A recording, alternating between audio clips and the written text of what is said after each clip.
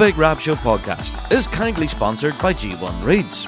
They are the champion's choice, with many bands around the world playing G1 products, providing everything you'd need to hit the circle or the big stage. So, check out g1reeds.com as they keep the lights on here at the Big Rab Show Podcast.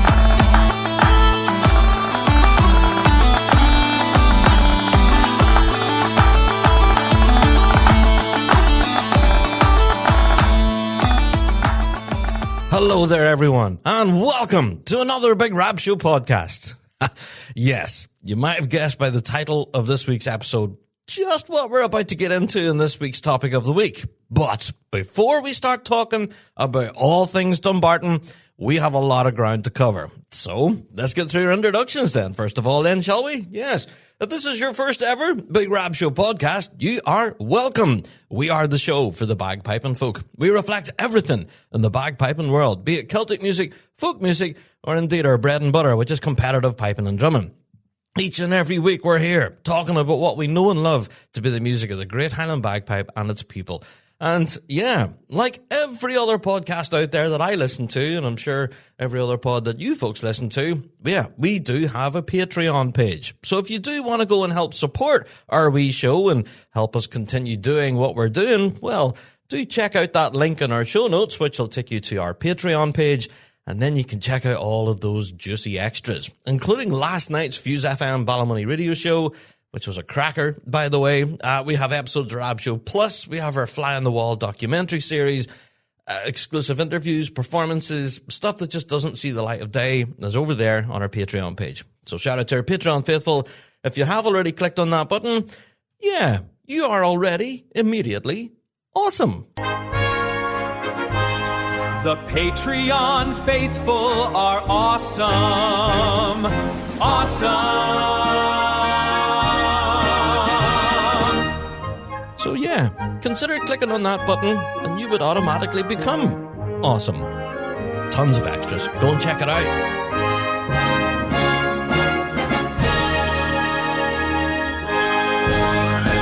Indeed. Shout out to our Patreon faithful. You folks are awesome. Yeah, helping keep the wheels turning here at the Big Rab Show. Thank you all so much. Now, yeah, people have been asking questions about Patreon and stuff and why we kind of crow about it so much. Well, especially over this past year, I think our Patreon stuff has really developed something serious. And one of the favorites in particular is the postscript. We haven't done one of those in a while, but yeah, keep your ears peeled for that one. We might be doing another episode of postscript in the near future. The postscript is whenever the podcast ends, well, we just keep the mic rolling and, yeah, we go off script for a little while. So it's kind of like Rab Show Uncut, if you want. Yeah, the uncensored version. So that, yeah, we just keep the mics rolling and we just chat away. And the postscript's one of our favorite new features over there on Patreon. So go and check out all those extras. Yeah, if you haven't already, yeah, there's no better time. We're rolling into the Big Yin in a few weeks. So yeah, there'll be a lot of juicy extras from Piping Live, from the Worlds, all of that. Yeah, just go and check out our Patreon. Right. That did sound like a huge shameless plug, and yeah, we done so for good reason. Shout out to our Patreon faithful. Awesome. It's been brilliant over there this past week. All right, let's talk, well, first of all, listener mail. At this point in the show, we do always open our door to listener mail, and this week's no different. Our email address has never changed from the start of the show, which is bigrabshow@gmail.com. That address again, bigrabshow@gmail.com. Now, we got an email here from Ian. It said, just wanted to do a massive shout out to the clasp piping, as I drop my pen. Yeah. Do a massive shout out to the clasp piping. Without the people who put this together and organize it, I don't think I would be doing solo piping. Yeah. See, the clasp is such an interesting competition, that, especially with the online element, that really, it helps bring people to competition that wouldn't ordinarily be able to. Yeah. So the clasp, honestly, is fantastic. I know we haven't really mentioned much of the results over this past few months. That's on us, but we've been kind of overwhelmed with all the band stuff, I guess. So the email, Ian continues, says, just enjoyed a belter trip to Inverary Highland Games. Yes. He says, what an absolute belter experience. There's that word belter again. What an absolute belter experience. Highly recommended for anyone who has not been. brilliant piping, brilliant people, and what more needs to be said? Ian, thank you for your email, mate. And apparently it was belter. Yeah, I'll give that a yay. There you go. Belter. Excellent. So, yeah, the Inverary Highland Games, definitely a highlight for a lot of folks that recently visited. For sure, I've been hearing a lot of great reports about it. And, I don't know. I've never been to the games myself, but I might have to try and visit them in future. Excellent stuff. Now, we also got a bunch of emails in following last week's Big Rab Show podcast about what we've learned so far. Well, can I kind of summarize the emails that we received? Well, in a nutshell, I think you kind of agree with the majority of what we said in last week's pod. Now, don't get me wrong, there was a few people out there who disagreed with what I had to say, and absolutely, we love a bit of dissent, and we'll be delving into this a little bit further. As we wrap up our season, whenever we crown our world champions and everything's said and done for 2026, we will be doing a future wrap-up podcast. So, your thoughts, emails, all of your questions, all of that stuff as a result of last week's episode will be in our final wrap-up episode. So thank you, everyone, for your feedback. Those of you who agreed with me, brilliant. Also, those of you who didn't agree with me, also brilliant. So, yeah, we'll be bringing that to a future episode. Your emails have been received. Thank you. We will be bringing that to a future show. All right. Also, we got a bunch of questions asking about Piping Live. About tickets and all that stuff and how it all works. Well, again, folks, my advice, if you do want to attend Big Rab Show Live, well, number one, I don't blame you. It's going to be epic. But yeah, also you do need to secure tickets for it. The amount of people that are asking, can I just dander in off the street? Well, yeah, you can. You can do. You can walk in through the gate and there's a cover charge at the gate where you need to pay and then you get access to the whole site. But, our advice, really, if you can, please do purchase your tickets in advance. That way you can guarantee that you'll get through the gate. Because, yeah, from past experience with previous Big Rab Show Lives, these events have sold out and the venues were at capacity and they couldn't allow any more people in and they had to turn people away. That was disappointing for a lot of people, and we don't want people to be disappointed. So if you do want to attend Rab Show Live at Piping Live, which is on the Thursday of Piping Live week, well, make sure you go to pipinglive.co.uk, grab your tickets in advance, and then we will see you all there. Well, you're also going to be treated to performances. I'm just going to talk about the lineup again. We have Caelan the Bagpiper, who'll be there. He's been doing some amazing things on social media. He recently purchased himself a Lincoln Hilton chanter. Whew. And since then has been writing tunes like crazy. It's been fantastic. So looking forward to seeing Caelan there. We also have the Drumloch Pipe Band there from Northern Ireland. I am really looking forward to seeing them tearing things up. Such a good band. I'm really looking forward to them. We also then have Hugh Smighton, who's been on stage before, Rab Show Live, I guess, but this time round, he's doing a solo snare spot. So, yeah, really happy to open that spot. And, Hugh's going to absolutely melt her face with some blistering snare drum. I'm looking forward to that. We then have a special drum major display. I'm not going to give you any further details there, but we do have something in the works there with regards to drum majoring. That's all I'm telling you. But you need to turn up on the day to find out what we're up to. Yeah. Also then, possibly one of the highlights of the day, we have North Stratton strutting things out. And, going to be melting our face with some big tunes. I can't wait to see North Stratton. It's going to be such a great lineup and a huge party atmosphere. We're going to be celebrating 500 episodes of the show and hoping you folks can join us there in Glasgow for what will be quite a landmark moment for all of us here in the show. It'll be a very special day. Yeah. So go grab your tickets, pipinglive.co.uk. Go and secure them early, and then you can guarantee entry in through the gate on the Thursday, and we'll see you all there. Now, also, we have mentioned this in other podcasts, not this one, but I do want to now put it out on our own show, that we will be hosting, after Big Rab Show Live, we'll be hosting a meet and greet. Yay! Yeah, so all of us in the Big Rab Show team will be hanging out in the Tryst Bar afterwards. Now, we do have our own official space. within the Tryst bar. We have an allocated area to go to. So if anyone does want to catch up with us in the Rab Show team, and just come along, have a pint and have a chat with us. Come and meet us. We'll be there at the Tryst bar after Big Rab Show Live. We'll be hanging out for a couple of hours, having a few pints in that, I guess, before the Big Yin then the next day. So if you do want to take part in our meet and greet, well, again, you do need to purchase tickets to get through the gate. And we'll see you all there. Rab Show Live, and then, of course, our after party. 500 episodes. I think there might be the odd bevy tuck. There might be one or two. Although we're going to have to relatively behave ourselves because, we have a competition to be at on Friday and Saturday, don't we? Yeah, but there you go. I just wanted to announce that on this week's pod. We have episode 500 celebration, but we also now have a proper meet and greet where you can grab some selfies and some surprises as well. So go and grab tickets and we'll see you all there piping live. There you go.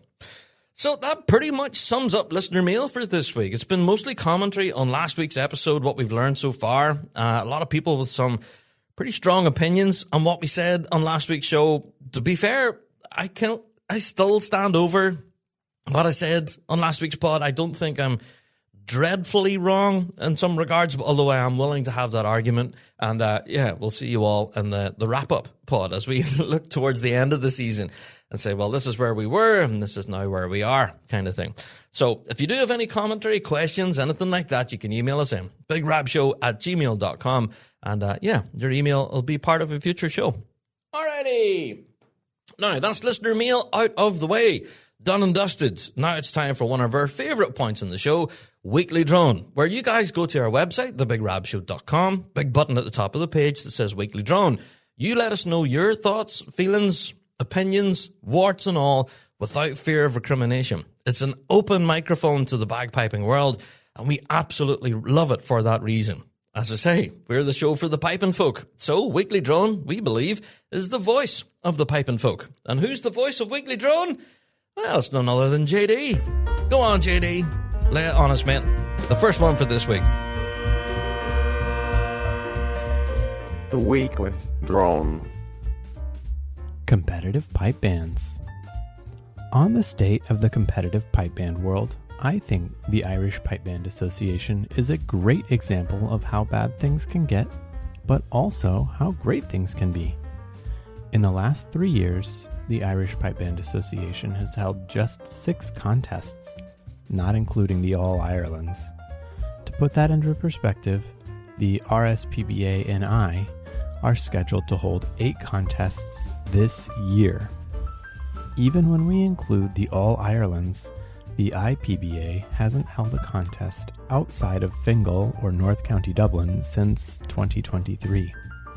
Yet despite that, in the same period, IPBA bands have, by my count, collected 8 major titles so far, including 3 world titles and a further 9 All-Ireland titles, as well as 8 majors, 3 worlds, and 8 All-Ireland drumming titles. It's clear there are some great bands in Ireland. It's just unfortunate that they have to travel up north to have any competition throughout most of the summer. While that's easily done for the Donegal and Dublin bands, for the bands down in Munster and South Leinster, it's a long trek. So it's understandable why they don't do it all that often. Hopefully, the IPBA managed to get a few more competitions going in the next few years, and more importantly, that the Irish bands support them by turning up. An interesting Weekly Drone to kick us off for this week. Technically slagging off the IPBA.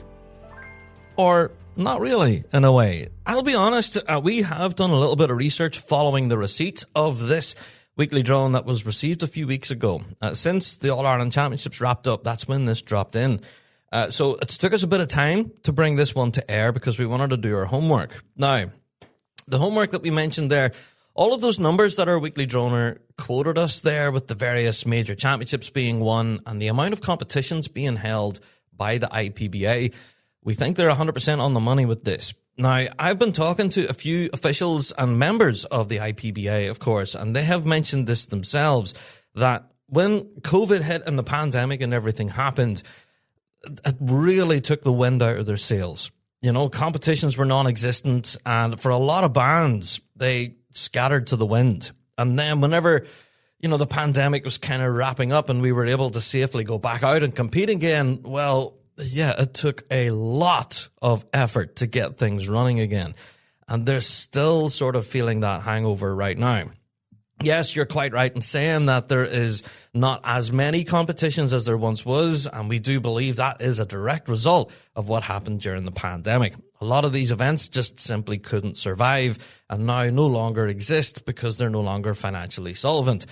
However, over this past year or 2 years, we have seen little flickers of hope. Yeah, we've been seeing that regionally especially, that there are becoming more regional competitions happening. Now, they're small, but you have to start somewhere. And with little acorns grow giant oaks, So that's where we are right now with the Irish scene.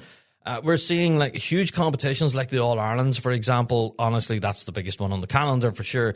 But yeah, we are starting to see movement now with, a lot of the domestic calendar for the IPBA. Solo events and quartets and mini band competitions seem to be incredibly popular at the moment. But again, it's small. It's kind of in a fledgling stage, really trying to rebuild everything after what was quite a devastating pandemic. Now, granted, we are now years later, and a lot of people are expecting to be on the same par as what's happening in the Northern Ireland branch, for example, or any other local branch here in the UK. But clearly, things in the IPBA have been a lot more of a struggle. Now, you did mention the standard of Irish bands is definitely there, and completely agree with you. Yeah, I have to say, some of the bands from the IPBA are absolutely stellar, and if anything, are proper scary. Whenever you see them in the circle, you're like, wow, where did that come from? Wow. So yeah, absolutely, I'm there with you. I can see that these bands are absolutely thumping tunes and winning prizes, and it is unfortunate that they don't have as many competitions to run to as perhaps we do here in Northern Ireland or in other parts of the UK. We're hopeful. We're seeing that things are improving. We know that the folks at the IPBA are very much aware of this, and they're trying their best to get that wheel turning, but it's going to be slow for the time being. So I'm hoping that there is a bit of an optimistic end to the story, Weekly Droner. Yeah, so we'll keep across that, of course, as things continue to develop with our Irish scene, and hopefully we will see more bands out, more competitions, and more piping to enjoy over next season. Yeah. All right, let's get into the next Weekly Drone, JD. This one is called Parades. What's this about?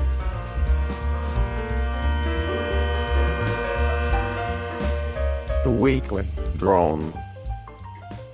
Parade attendance.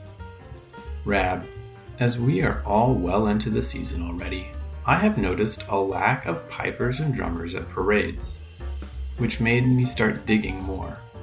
Why is it so difficult for band members to show up for parades? Have you or any of your listeners seen this?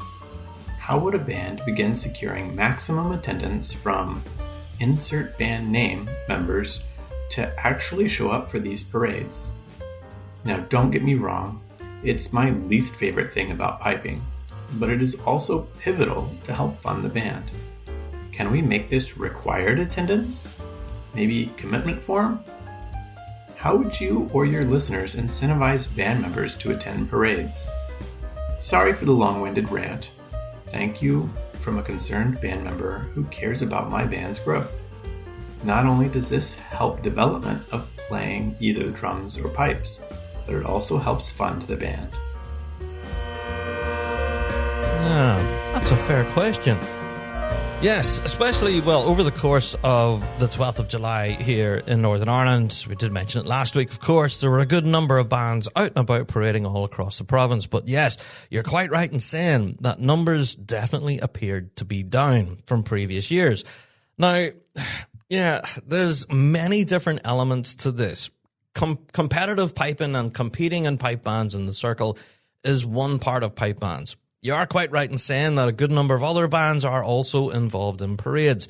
However, that may not be everybody's cup of tea. Yeah, it can all fall down to the motivation of the individual player. Yes, you may be in a band that parades, but It's down to the individual whether that person actually wants to take part in that parade. Can a pipe band force that band member to be a part of a parade that he or she may not want to be in? Well, I don't know if that's enforceable. Yeah, I've been in that situation myself. I've witnessed it firsthand where there's been band members that say, hey, look, I'm just not comfortable parading at a certain event, whatever it is. And, you just have to hold the hands and say, well, fair enough. Yeah, thanks for being honest. Not a problem.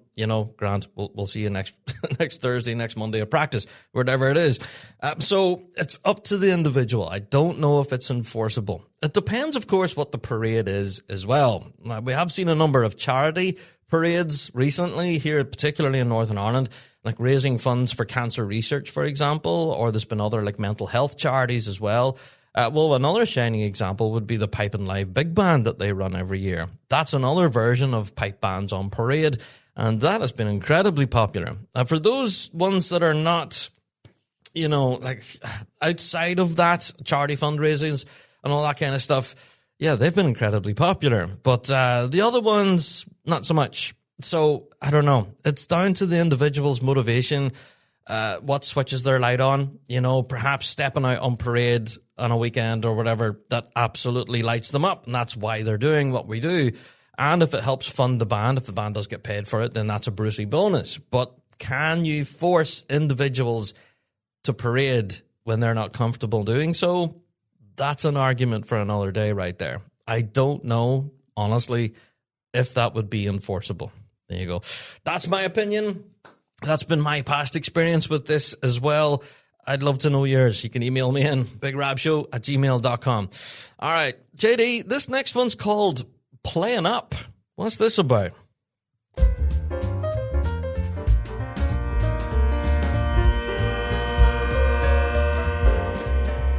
It's the weekly drone. Bands playing up. For me, competitions have got out of hand now when it comes to bands playing up in grades they are not registered in. It's got to a stage now where bands are doing it week in, week out, and just defeats the whole purpose of the competition. What is the point in going out to win competitions to get promoted if the bands so freely play up in the next grade anyway? It's just destroying the competition. Yeah, I've heard this thought now a few times this season. That's not the first I've heard comments like that. Yeah, a lot of people not fans of bands competing up a grade. Now, I don't know. For me, it's a double-edged sword. Yes, absolutely. I believe bands should have that opportunity to stretch their legs a little. Perhaps stretch into that upper grade, see how the grass lies, and are they able to compete at that level? And we have seen evidence of it where bands compete up a grade and they actually defeat bands that are graded above them. Yeah, and that's always an interesting conversation, that one. But as for playing up a grade, does it detract from competition? I'm not sure about that. I'm not sure that it absolutely does away with the motivation of competitors. I think everyone in the circle absolutely wants to win a prize, regardless of whether you're playing up a grade or not. And I know, well, especially over this last number of weeks, we've seen evidence of bands playing up a grade has helped sustain a competition. And if bands have not competed up a grade, well, then that grade simply wouldn't exist. Well, this past weekend was a shining example of that, of the Antrim and Newton Abbey Championships, where McNeilstown played up into Grade 2, and they played there uncontested. So there was no other bands there in Grade 2, so who was the Grade 2 champion? McNeilstown. Yeah. So things like that, I guess, this is what's causing the argument for people will say, well, what's the point? What's the point? Well, for my opinion, you can take it for what it is, but that's what Weekly Drone's all about. Whenever bands play up a grade, they get those additional crit sheets, but the judges are not looking at them from their original grade level. They're looking at them at a higher grade level. Does that make sense? So perhaps the markings on their crit sheets will be way different from what they would receive in their original grade. It'll be a lot more stringent. They would be looking for a lot more musicality, integration, things like that perhaps are not as important in their original grade, but are certainly more important when you're going to be taking that step up the ladder. So, is it a useful tool for bands? Should bands be allowed to play up? Well, it's been something that's been happening since I was involved in bands back in the 80s initially. It's always been happening. Is it happening now too much? That's arguable. We've certainly seen a lot of evidence of that in the 2026 season. Yeah, it seems to be more and more common now. Should we stop it or prevent it from happening? I don't know. That's up for discussion with the folks there at the music board who look at things like this. You know, allowing bands to compete upgrades, is it damaging? That's something that the music board could possibly answer. I can't. I have my opinions, which I think I'm all for it. I think, yeah, absolutely, try and stretch yourselves and see if you can push into that higher grade. Why not? Have at it. Do I think it detracts? No, I don't. I know there's those out there who do, though. So, yeah, love to know your opinions on that. Playing up. Is it a curse? Is it a blessing? As I've said, I think it's a double-edged sword, that one. All right, JD, I think we have time for one more. This one, I think, is called... Oh, there it is. It's called Difficult. Oh, boy. The weekly drone. Told you so. Hi, Rab. Just a follow-up from a previous drone about grading of foreign bands. Quick recap. A band in our association wanted to compete in the UK. The RSPBA graded this band without contacting us. This decision directly affected our association and grading. The RSPBA were contacted by our association to let them know that they were making a mistake and inform them of the consequences in our association. We received no response. Why do we even pay these people? Fast forward to the present. The band went to Scotland and competed in the allocated grade. The band did not do well. The band found out quickly that they were in the wrong grade. The band returned home. Internal strife began. The band is potentially no longer competing anymore. Now, the RSPBA is not responsible for the internal politics of bands. It is, however, responsible for fair and well-researched grading. They failed miserably. They looked at the membership list and made a decision without any knowledge of how the band performs as a whole. They looked at certain individuals and nothing more. As a result, our scene is potentially losing a band, partly because of an external association. If they had listened to us, the story would have been very different. Our scene is not big, and if a band no longer competes, everyone notices.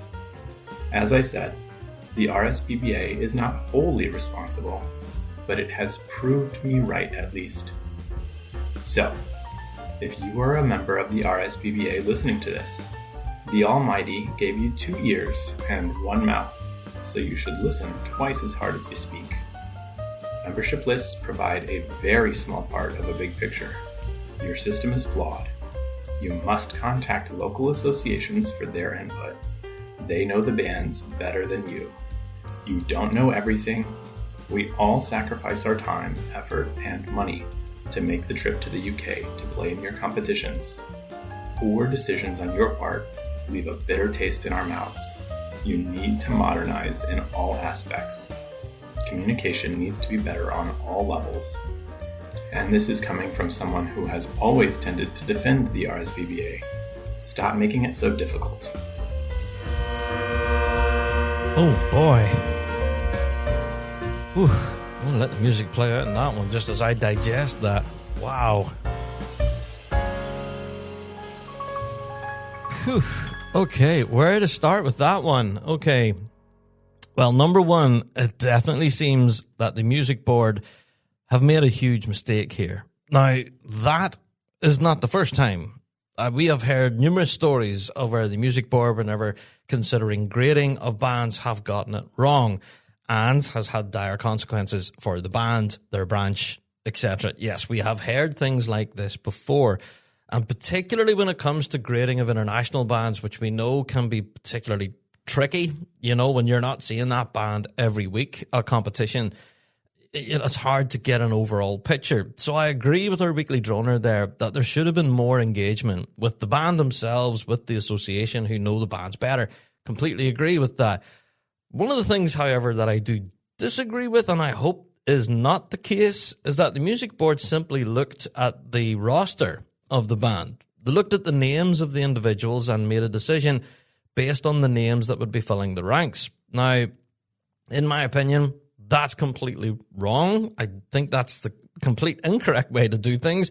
They should absolutely consider a lot more than simply just looking at a list of names and going, they're grade 2, they're grade 1, they're grade 4.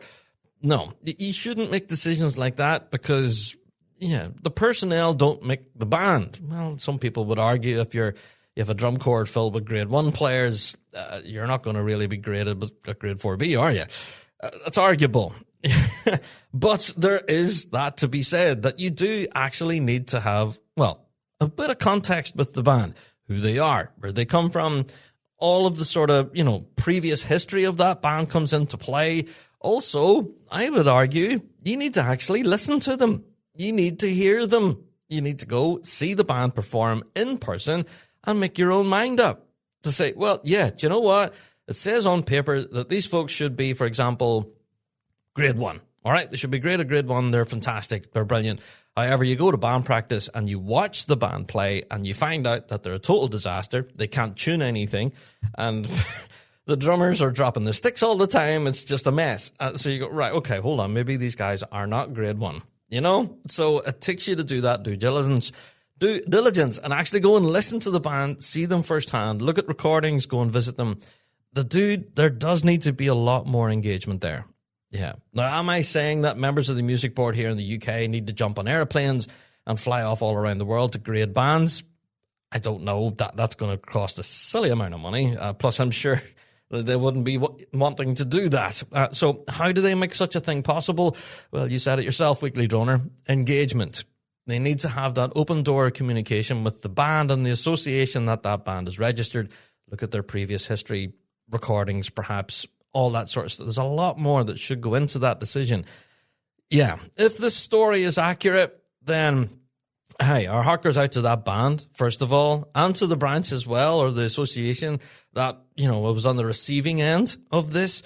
I just don't know the full ins and outs of the story. We're taking the Weekly Droner's word for it, that this is what happened. But again, there's no names mentioned here. We've no idea what band that was in particular. It could be from the US, Canada, Australia, New Zealand, South Africa. We just don't know where this band is. So it could be anyone. But if this horrible story has been repeated in the bagpiping world, well, it tells us that there's a problem. So Weekly Droner, I agree with you. On the engagement front, things should absolutely improve, especially when you're considering the grading of bands, because it can affect everything. You're quite right. So that was an interesting discussion there. Now, so you can send in your own weekly drones, of course. You can, visit our website, thebigrabshow.com, that big red button at the top of the page, and send us in your own thoughts on Weekly Drone. Or, of course, you can email us in, bigrabshow@gmail.com, and, your correspondence will hit the show, and I have no doubt we'll probably get more correspondence on that about regrading or grading of bands in general. I have experience of it myself. And going through even an appeals process and all that stuff can be very messy business. But there's a lot that goes into the decisions. And I can't say that it's just as straightforward as what our Weekly Droner suggested. They've seen a list of names and go, that's it. No, I don't know if it's just that straightforward. Anyway, that's it. You can send us in your own Weekly Drones and correspondence on that one. Let me know your thoughts or anything that we've talked about so far in the show, and we'll bring it to a future one. Right. I think at this point, I'll take myself a wee break, and I'll be right back with all of the news and updates. Ever wish you had a piping teacher on call 24/7? Well, now you do. Introducing the Interactive Player, a game-changing new practice tool at Dojo University. Play along with world champion pipers while the notes on your sheet music light up in time. Loop tricky phrases, slow down tough sections, zoom in to focus, and build speed automatically. It's like having a teacher right in your practice room, showing you how to master every tune at your own pace. So, sign up for a free trial today at pipersdojo.com and start learning smarter with Dojo U's Interactive Player.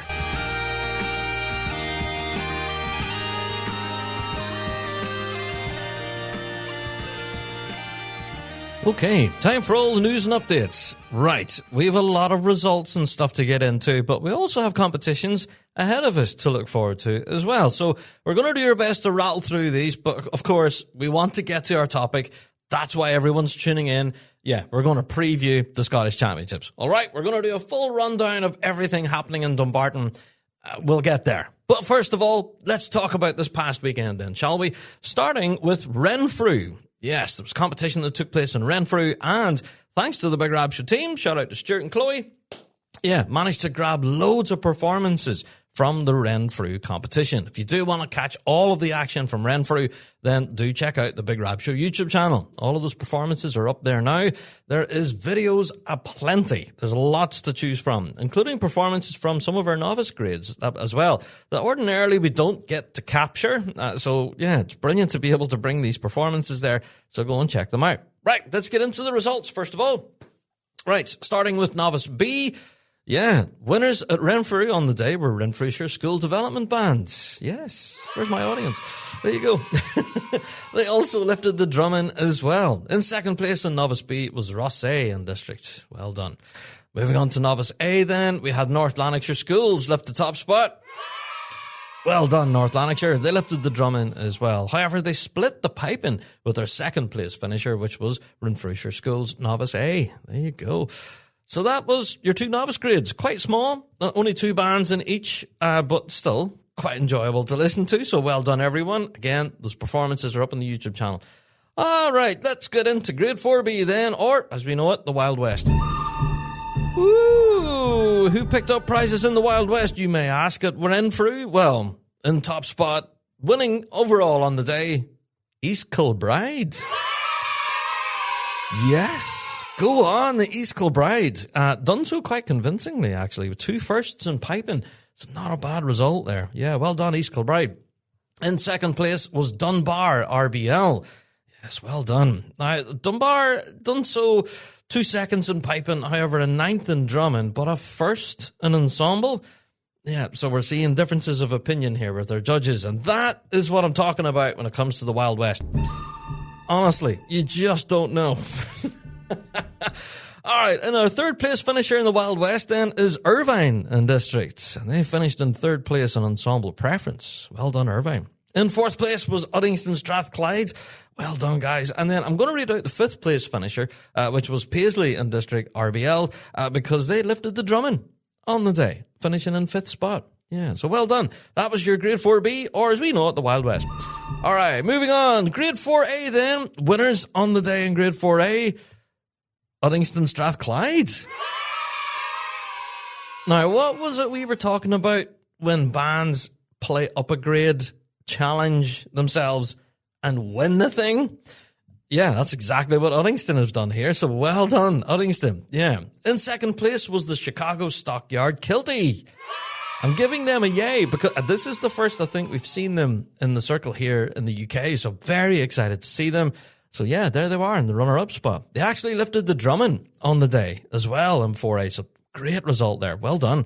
Yeah. In third place then was Barhead in District. Well done, Barhead. So that was it for your Grade 4A. Just the 3 bands in the circle.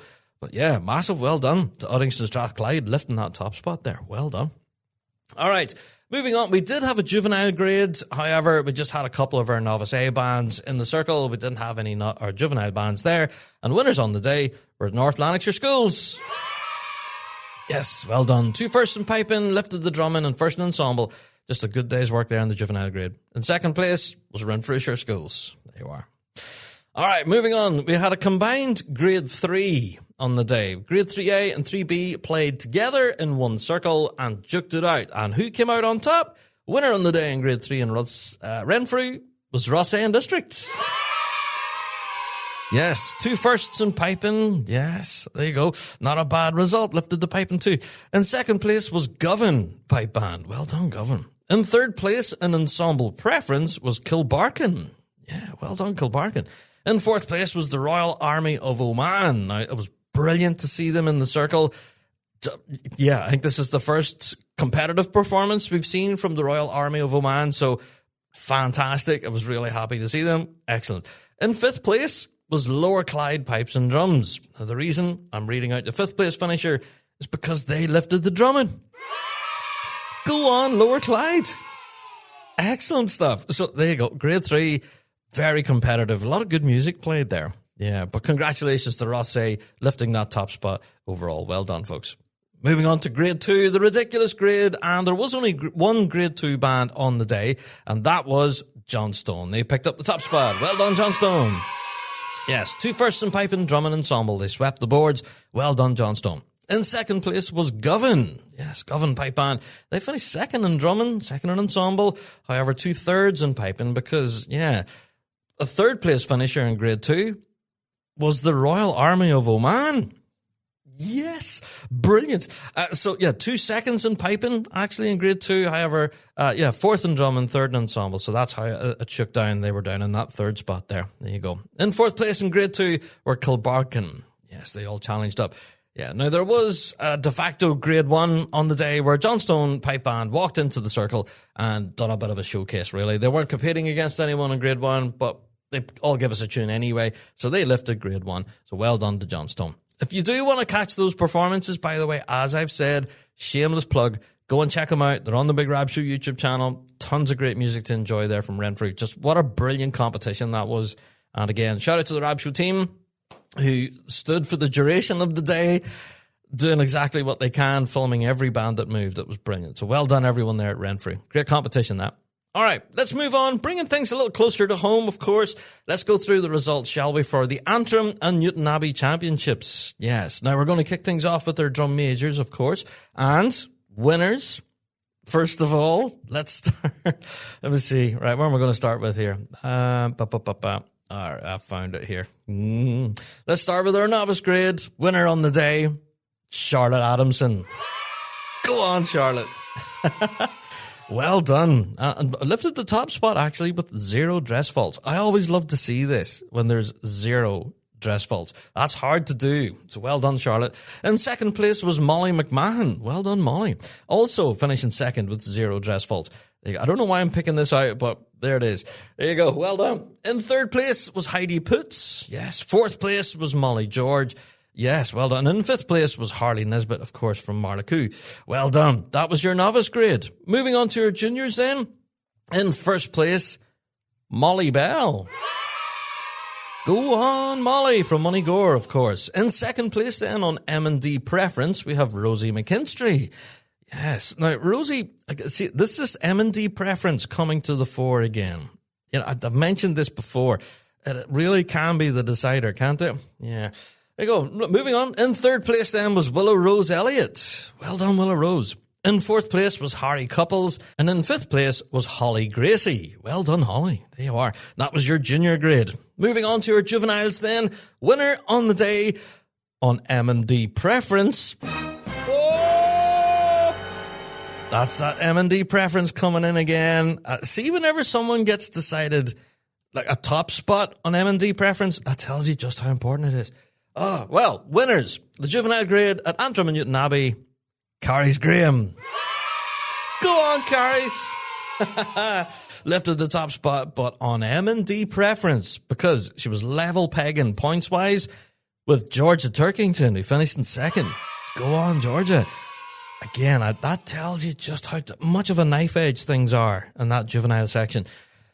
Anyway, in third place was Lydia Bingham from Moneygore. Well done. And in fourth place on M&D Preference, again, that's coming into play. Fourth place was Lydia Todd from McNeilstown. Well done, Lydia.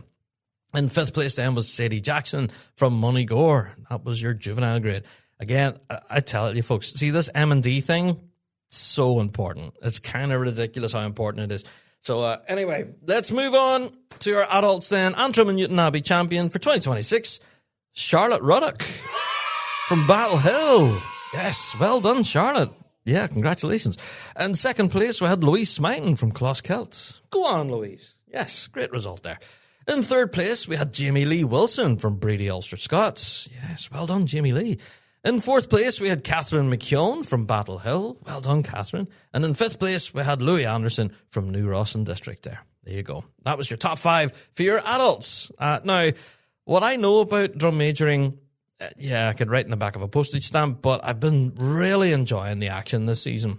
honestly. Now, both at a minor competition level like this one was, but also at major championships. We'll talk more about our drum majors, I feel, with our Scottish championships rolling up. Yeah, we've got a lot to unpack there with that. Drum majoring has been a lot of fun this season. All right, let's mosey on, shall we? Let's talk about our bands. What happened at Antrim and Newton Abbey? Well, let's start with the Wild West then, shall we? Yes, and winners of the Antrim and Newton Abbey Championships in Grade 4B, Brady Ulster Scots. Yes, now they done so on ensemble preference, so well done, Brady Ulster Scots. Now they also lifted the drumming on the day, also had a first in ensemble as well, so a real strong performance from Brady. Absolutely fantastic. Well done. In second place then was Tullylagan. Woohoo! Yes, my own band. We finished in the runner-up spot just behind Brady. So it was a great day. Yeah, we had 2 firsts in piping as well, so we managed to lift the piping as well. We also lifted best bass section in the grade as well. So, yeah, not a bad day's work for the mighty Lagan. Yeah. Alrighty. I'm actually looking at the trophy right now because, they made me go up and get it. And I had to get my photo took and everything. Anyway, embarrassing. But done so. You can go and see the evidence of that photo. It's all up there now. Picked up the second place trophy.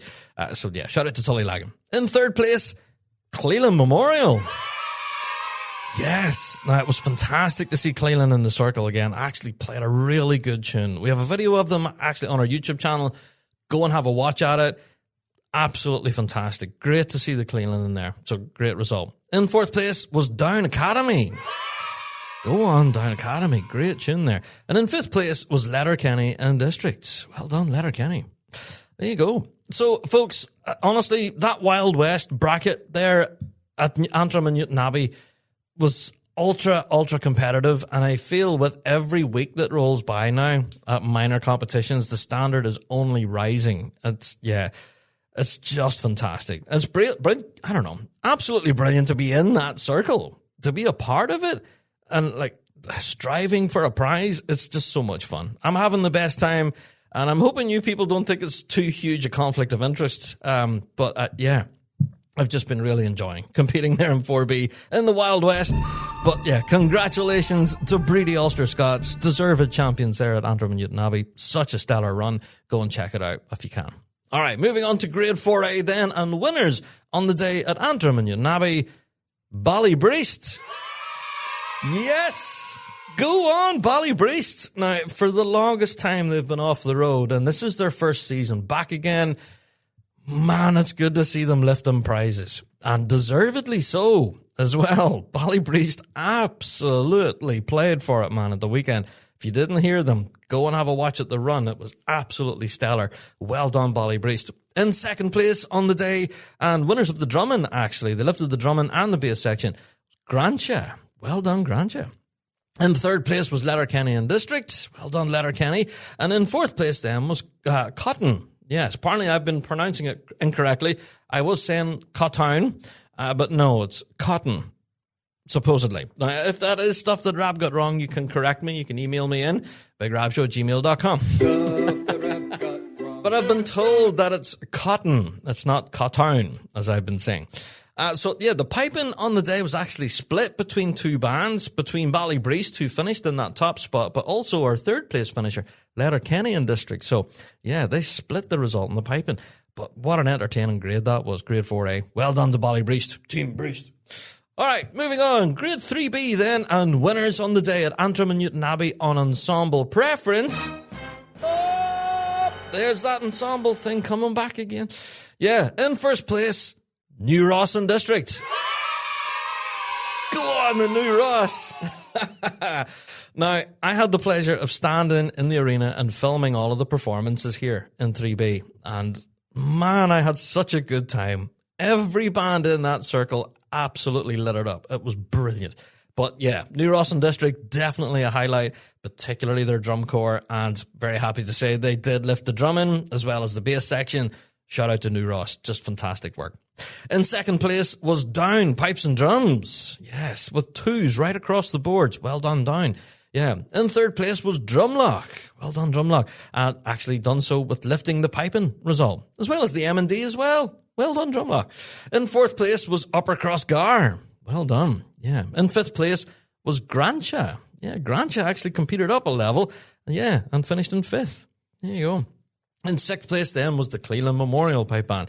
There you go. So that was your grade 3B. But yes, if you haven't seen the performances yet, again, shameless plug, go and check it out on our YouTube channel. Such a great run from New Ross. And yeah, deserved champions there. Yeah, ensemble preference, I can see why. Yeah, well done. Moving on, grade 3A then. Well, there was only one 3A band in attendance on the day. We had a number of 3B bands competing up. So winner on the day, grade 3A for Antrim and Newton Abbey, McNeilstown. Yes, they done so very convincingly. With ones right across the board, they lifted the piping, the drumming, the bass section, they lifted the lot. The only thing they didn't lift in grade 3A was the M&D, which went to Drumlock. 3A M&D champions, Drumlock. Well done, guys. That's fantastic. Right, so to think of it, we're going to have the grade 3A Antrim and Newton Abbey Championships M&D champions playing at Piping Live. Wow. I hope you bring that M&D trophy with you guys. That's brilliant. We want to see that. All right. I'm teasing. M&D, I don't know. It's not is it a prize that bands strive for? I'm not sure. Perhaps they did. But there you go. Drumlock winning the M&D. In 2nd place in ensemble preference in grade 3A was Down Pipes and Drums. Yes. Now go and have a listen to that performance actually from Down Pipes and Drums in 3A. Particularly for me, I thought that was their 2nd run of the day in the circle. They were something else. Yeah, so really, really good. So shout out to Down Pipes and Drums. Very, very good performance. And in 3rd place then was Drumlock, who are our M&D champions in 3A. Well done. All right, moving on. Grade 2, as I mentioned earlier, there was only one band in the circle where McNeilstown did play up on the day from 3A. And yes, they lifted the grade 2 trophy. So we'll give them a yay. Go on, McNeilstown. Well done.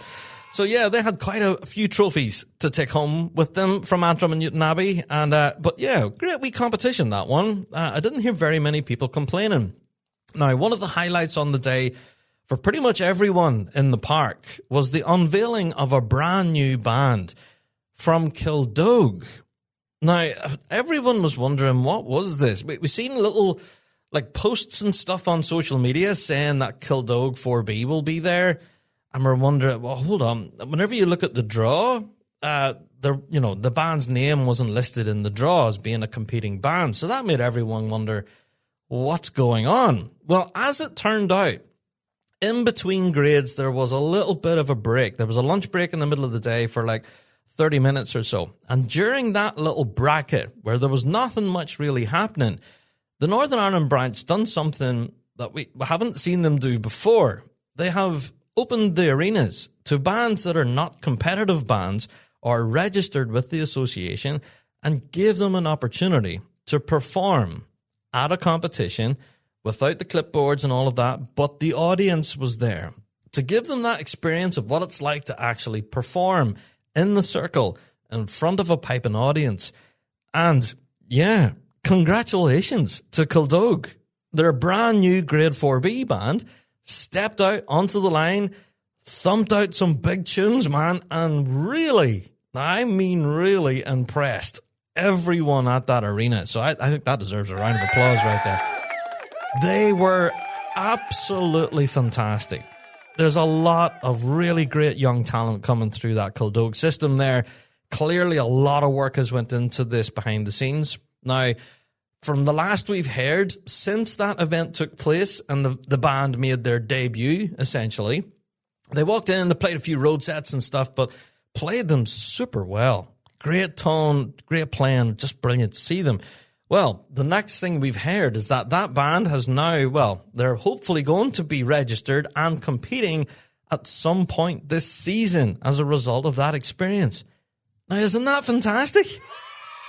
Honestly, we think that this initiative by the Northern Ireland branch, it's I don't know if it's blazing a trail or what it is, but opening that door to unregistered bands that don't compete, essentially road bands can take advantage of this, performance bands, if you will, service bands if you're living in the States. Any band, really, that wants to have that opportunity to play at a competition without the guys with the clipboard, but that has the audience there, that opens the door. And this could absolutely be just the introduction that a lot of bands out there really need. You know, stepping into that circle for the first time could be absolutely terrifying. And to have, you know, those folks standing there with clipboards glaring at you as you're standing there in the line, praying that you're going to hit your introduction, might not be everyone's cup of tea. So this is kind of like a softer approach to that. You know, here's a circle, folks. Hey, go and play in it. You know, your audience there will be appreciative and would love to hear it, of course. And hey, if you liked your experience, then why not come back and possibly try to compete for some silverware? So I, for one, was so chuffed to see Kildog Grade 4B. I thought it was absolutely a highlight of the day. And I know as I was leaving the park, you know, I was stuck in the queue of traffic and I had my window down in my car and people were actually shouting over to me, "Hey, Rab, when are you going to get the videos up?" I said, as soon as I get home and get them edited. Okay, great. What did you think of today? And I said, it was fantastic. Really enjoyed the competition. And then everyone, there was like 5 or 6 people that spoke to me on the way out. They all mentioned Kildog 4B. They all said, "What did you think of Kildog's band? They're absolutely brilliant, weren't they, lad?" And yes, they were absolutely fantastic. Now, seeing the faces of these young kids and their parents and, you know, family members and stuff, you know, as they come off the line, they all, you know, the band dismissed and they all started hugging each other, shaking hands, taking selfies. Mums and dads come running over. "Oh, well done," patting the back. It was brilliant. It was so good. And that's what pipe bands are all about. Yeah, such a fantastic experience. A brilliant initiative by the Northern Ireland branch. I'm all for it. Long may this continue. I'm hoping this is not the last. You know, sometimes this happens. They try something new and then they don't do it again. I'm hoping that this will be the start of things to come. Such a fantastic initiative. I think there should be more of this. But hey, that open door and getting bands to walk through it is another challenge in itself. So I don't know. I'd love to know your opinions on it. For me, my particular highlight from Antrim and Newtonabbey, it was just fantastic to see this new band from Kildog. And hi, I wish them well. I cannot wait to see you out in competition, even though essentially you will be in direct competition with myself and my own band. I'm joking. But yeah, it'll be a lot of fun to see you in the circle there, folks. I'm really looking forward to seeing you. Go on, the Kildog. All right, brilliant. Talk about a highlight. All right, well, yeah, one little news story I'm just going to squeeze in at this point. Do want to remind everyone that if you are wanting to apply for the National Youth Pipe Band of Scotland, that applications close on Friday. Yes, Friday the 24th of July, so depending on when you're listening to me, that date may have already passed. But if you do want to get your applications in, my advice now is to go along... Oh, drop my pen again. Go along to the National Youth Pipe Band of Scotland website, fill out your details, check out all the things to do with your audition requirements, all of that stuff. Yep, there's tons of information up there. But yeah, just to let you know, the deadline is Friday. Get your applications in, avoid disappointment, and you too could be a part of the National Youth Pipe Band of Scotland for this incoming semester. Brilliant stuff. All right, now we did mention the Inverary Games there earlier. Now, the results and stuff from the CLASP competition are up there. They also had a drumming competition as well, solo drumming.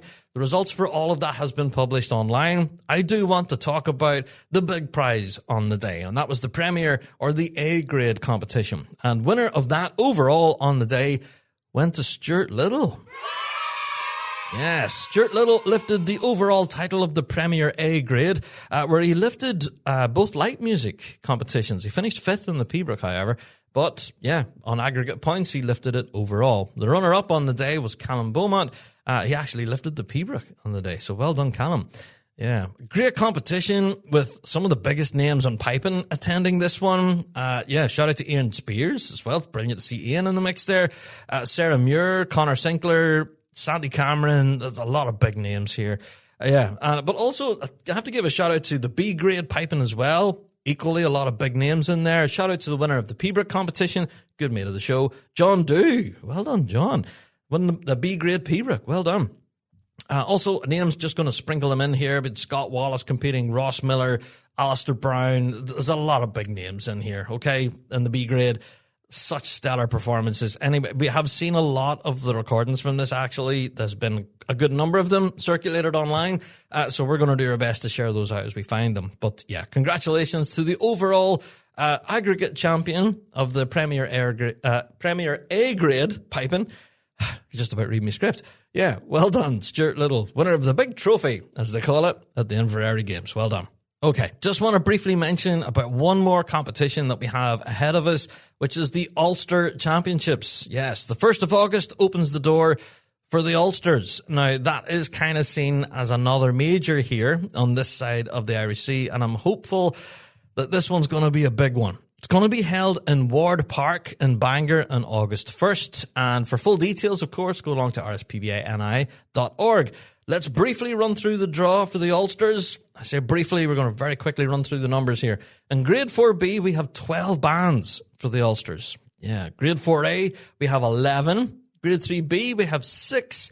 Grade 3A, we have 8 bands. Grade 2, we've got 2 bands in there. Yes, and we do have a Grade 1 competition on the day with 1 band. Now, that 1 band, you may be asking, it's Ravara. There you go. Fantastic. So that is your Ulster Championships. The draw is up there now.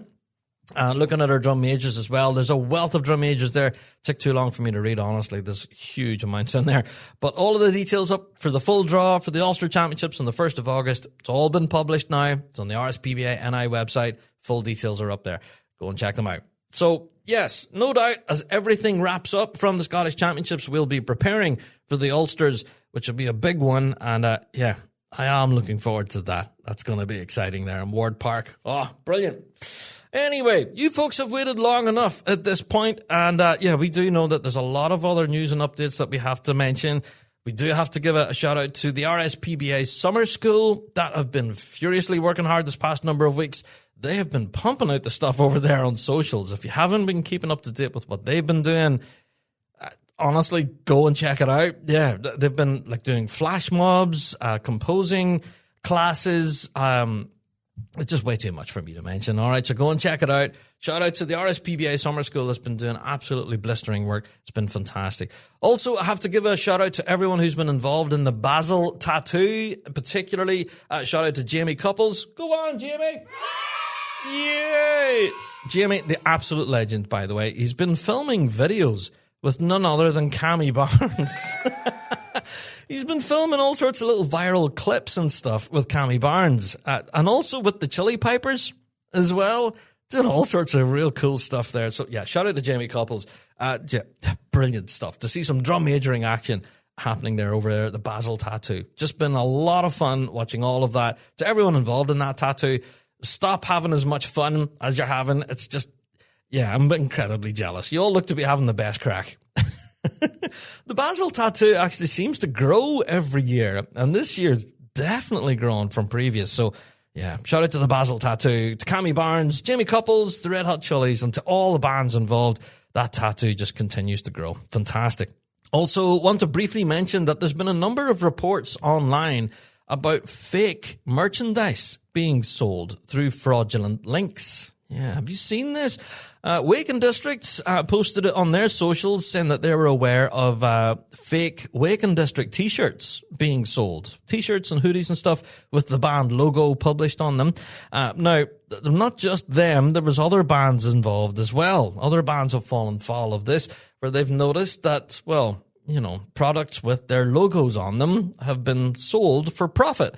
So my advice, folks, is whenever you're looking to get any pipe band swag of any kind, be it a t-shirt, a hoodie, a cap, whatever it is that you're looking, go direct to the band themselves. Don't go to any of these third-party kind of people who are basically ripping them off. Yeah, because that money does not go to the band. It doesn't help support the band in any way. It helps support the pockets of the fraudsters. So if you do want to get some pipe band merch, do go to the source, the band themselves, buy it direct from them, and then you'll know that the money that goes from the sale of that t-shirt, that hat, whatever it is, that goes towards supporting that band. All right, so I'm just wanting to throw that message out there. Ourselves here in the Big Rab Show, believe it or not, we have fallen foul of this ourselves. We've known quite a number of Big Rab Show hoodies and T-shirts and stuff that have been sold with our logos on them that are completely fake and are not ours. And we've no idea where they've come from or who pocketed the cash. But either way, please do buy it from our official store. If you can, go to our website, thebigrabshow.com. We do have a shop over there where we do have some sweet, sweet Rab Show merch. Every sale of merch does go towards helping support the show. So don't buy from the fraudsters if you can. Yeah, buy direct from the source. That's our advice. All right, I think I've preached enough at this point. All right, I think it's time for me to finally get into this week's topic. Yeah, we've covered a lot of ground this already, but I'm very aware that there's a lot of stuff that we haven't talked about. If there's anything glaringly obvious that we should, please do give me a shout. Let me know. bigrabshow@gmail.com, and we'll do our best to include that in a future episode. All right, time for us to move on. Time for me, to go and get yourself a big cup of tea. It's time for the topic of the week.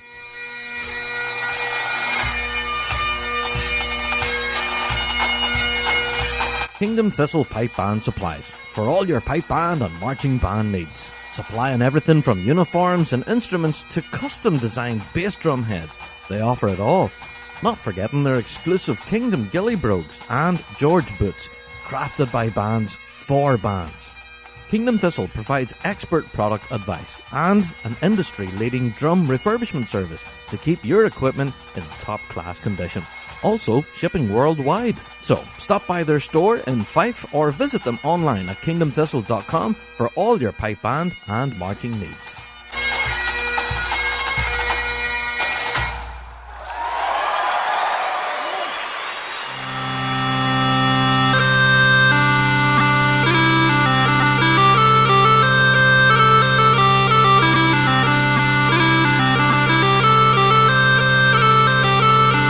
Marchify, the brand new home of Flam 5 drumming. Check out their brand new Strike bagpipe case, inspired by their colourful, popular and reliable Flam 5 drum cases. The Strike bagpipe case combines durability, style and practicality, protecting every movement. Shop now at marchify.co.uk with worldwide shipping available. Marchify, every movement protected.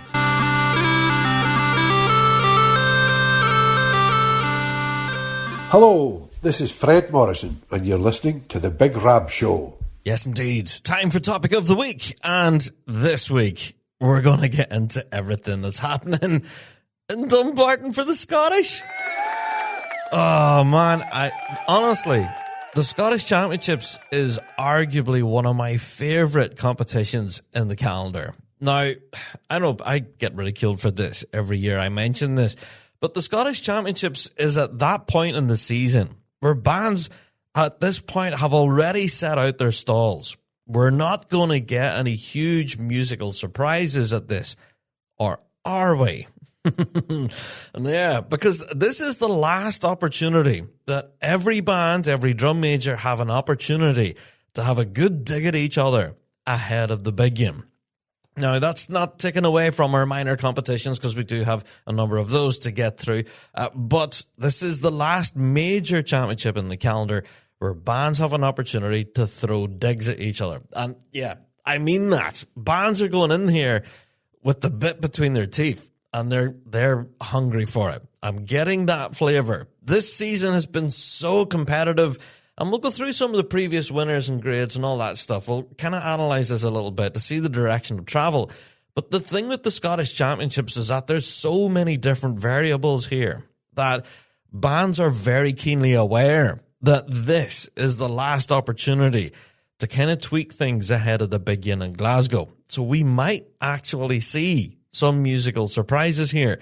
And as we all know, bands have gradually been progressing and improving since the British Championships at the start of the season in May. So the season back then in May as to where we are now is two completely different worlds. So let's get into it then, shall we? First of all, I'm going to kick off with our drum majors. Now, drum majoring action this weekend at the Scottish Championships is quite intense. First of all, looking at our junior competitions, we have 4 heats in here. Now, I am not a drum majoring expert, and I'm by no means going to try and pick a winner here. But yeah, the junior grade in particular has been very interesting to watch because, well, we've had 3 major championships and we've had 3 major champions at junior level. Yeah, we've had Molly Bell from Moneygore, Willow Rose Elliott, of course, and Molly McMahon from Altnavay Memorial. So 3 majors, 3 champions. And that is an interesting prospect right there. Are we going to get a 4th major and a 4th champion? Perhaps. That's one thing about this junior kind of bracket. It's been really volatile, and anyone within this can absolutely step away with that major title. So good luck to everyone in there. All 4 heats of you. Not going to be easy, but yeah, we wish you the best of luck there for sure. Moving on to our juvenile drum majors, just the 2 heats for our juveniles, so not as large as our junior grade, but again, still going to be equally entertaining. But obviously, on the day, I know at this point in the season we shouldn't be giving shout-outs, but we all know one name within that juvenile bracket that has been quite dominant all season, and that's Carries Graham. Carries has won, of course, the British, UKs, and Euros at this point, but that's not to say that there aren't those that are nipping their heels. Yes, this juvenile section is filled with absolutely brilliant talent, and I have no doubt this weekend will be ultra competitive in the juvenile section. So, yeah, good luck to everyone. I know we mentioned Carries, but to everyone else who's going to be stepping out there on those 2 heats of juveniles, that's going to be ultra competitive, and yeah, best of luck to everyone there. All right, moving on to adults then. 6 heats in total here for our adults. So quite a number of drum majors taken to the field. And again, similar to our junior level in drum majoring, we've had 3 majors, 3 champions. Jamie Couples lifted the British, of course. Emma Barr from Field Marshal lifted the UKs. And we had Jamie Lee Wilson there from Brady Ulster Scots lifting the Euros.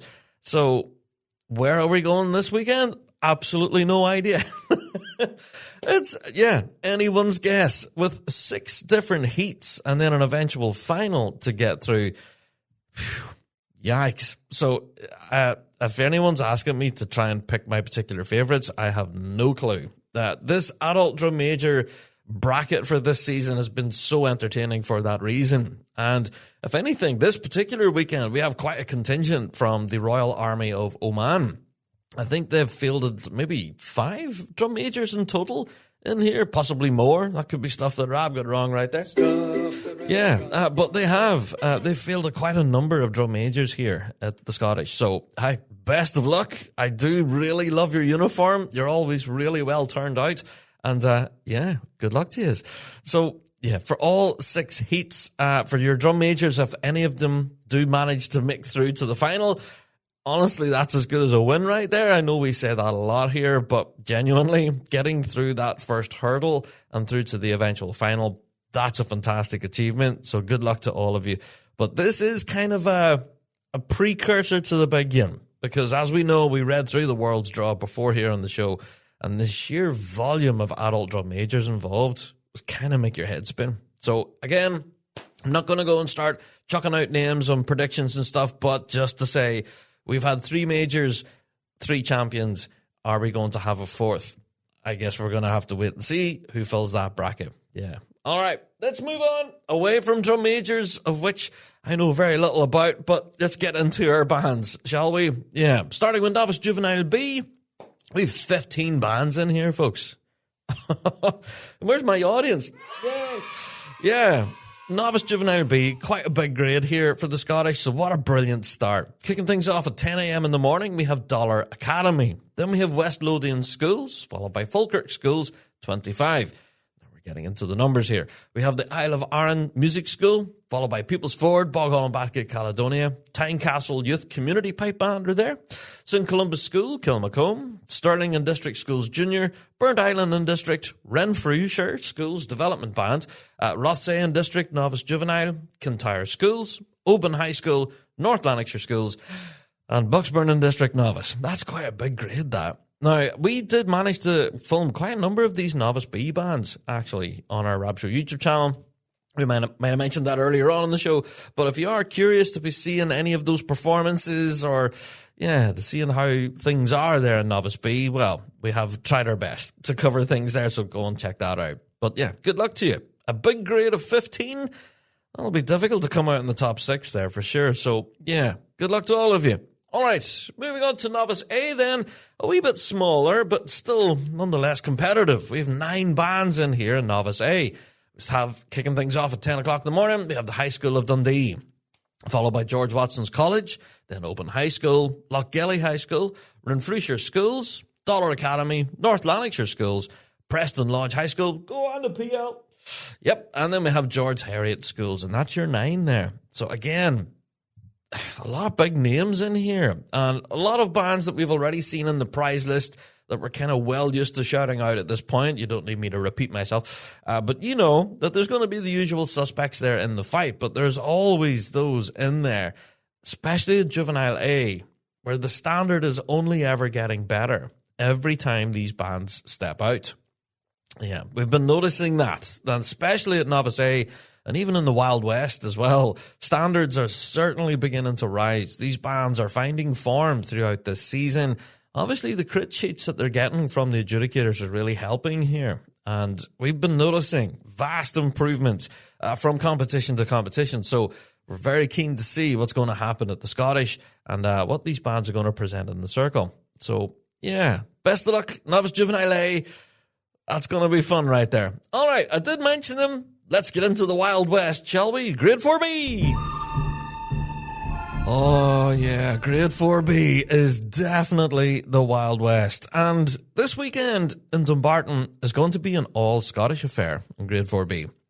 I don't believe there's any bands from Ireland or Northern Ireland, for that matter, that are skipping across the sea to duke it out in 4B. So, we have 2 heats available here for 4B, which was fantastic news when we first seen this. We were worried about the numbers game when it came to a major, but we've seen a definite bump in numbers here.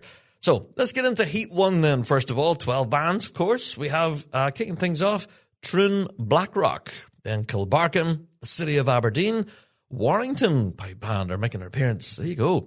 We have the Vale of Atholl, Irvine and District, First Troon Boys Brigades, Helensburgh Clan Clonalquin, Kilsyth Thistle, Granite City, Kincardine and District, and Paisley and District, RBL. And that's your 12 for Heat 1. Now, there's already some big names jumping out at me there in Heat 1. Moving on. We'll talk about possible groups of death in a minute or two. Heat 2 then for 4B, kicking things off is Uddingston Strathclyde. Then we have Stockbridge, Lanark and District, Dunoon Argyll, Greyfriars Pipes and Drums, Dean Castle Pipes and Drums, Donator Pipes and Drums, the Royal Air Force of Oman. Brilliant, that's our 4B band. Great stuff. Then we have the City of Brechin, or Brechin, whatever way you pronounce it. Please correct me if I'm wrong. Then we have East Kilbride, then Dumfries, and Arbroath. There you are. Right. Do we have a definite group of death in the Wild West? Right. Well, let's look back at some of the results that we've had so far this season. All right. So far, our major championship winners. The British Championships went to Troon Boys Brigade. The UK's went to Tullylagan. Then the Euros went to Arbroath. So, we have 2 groups, and we have 2 major championship winners that are going to be in that circle this weekend. First of all, Troon Boys Brigades are going to be in Heat 1. And then our European champions, Arbroath, are going to be in Heat 2. So, in 2 separate heats, but that makes it all the more challenging, doesn't it? Can we pick out a particular group of death? No. We can't. I know, people say, Rab, get off the fence, lad. But genuinely, looking at this, between Heats 1 and Heats 2, I have no idea. Obviously, there's some names of bands in here that I'm very excited to see. Obviously, the Royal Air Force of Oman. Always love to see those guys. Dean Castle, Pipes and Drums. I haven't heard them this season yet, so that's on me. So I'm going to have to check them out. Warrington as well. I did give them a shout out. I'm very keen to hear what they're doing. Also, the City of Aberdeen as well play a good tune. Looking forward to hearing them. So, you know what? I'm going to start picking out names. People get upset that I don't mention their band. But genuinely, between Heats 1 and Heat 2, the Wild West is going to be very entertaining this weekend. Yeah, seriously. To get through both those heats and make it into the final, that's going to be all sorts of enjoyable right there. Yeah. Like, even the fight to get to the final is going to be fun. As to where it's going to land whenever it hits the final, who's going to crack it, who's going to hit the final 12, I have no idea. But the Grade 4B final starts at 1:30 in the afternoon, so it's going to be a long day, actually. And if anything, the timings here for Dumbarton has been the topic of discussion. We'll talk about that as we sum up our thoughts and feelings about Dumbarton. But yeah, timings are a thing here. So Grade 4B bands starting at 10 o'clock in the morning, then they have to hang around until about 1:30 in the afternoon for their final. And if you make it through to the final, you deserve a beer in the beer tent. All right? But maybe hold off until you've played in the final. Then go and have your beer in the beer tent. But yeah, honestly, I know I've shouted out some bands there that I'm particularly looking forward to. I'll shout out to Stockbridge as well. Yeah, come on, man. There's so many good bands in this Grade 4B. There is a reason we're calling it the Wild West, you know. Yeah, there's a proper reason why we're calling it that. It's so competitive, and any one of these bands on their day could thump a tune. Like Grey Friars, there's Dean Castle, Kilsyth Thistle as well, Irvine and District, come on. Right. Okay, move on from the Wild West, Rab, but suffice to say, if you make it through to the final, that's a win right there. Pat yourself on the back. Job well done. And if you don't, hey, you'll have to fight another day. We'll see you in Glasgow. All right, let's move on. Grade 4A then. Well, this one's a little bit more interesting, isn't it? We do have quite a number of bands jumping across the Irish Sea to compete at this. Yeah, we have 17 bands in total here in 4A, though, so we don't have any qualifying groups or anything to speak of, so that's kind of disappointing. But, hey, we still have quite a blistering competition to look forward to here in 4A. So let's go through the grade then. Kicking things off at 2 o'clock. Yeah, 2 o'clock in the afternoon, we have Kinross and District. Then we have Grancha, followed by Altnavay Memorial. Then we have the Queen Elizabeth Pipe Band. Then we have Cooper Angus. Go on, the Angus.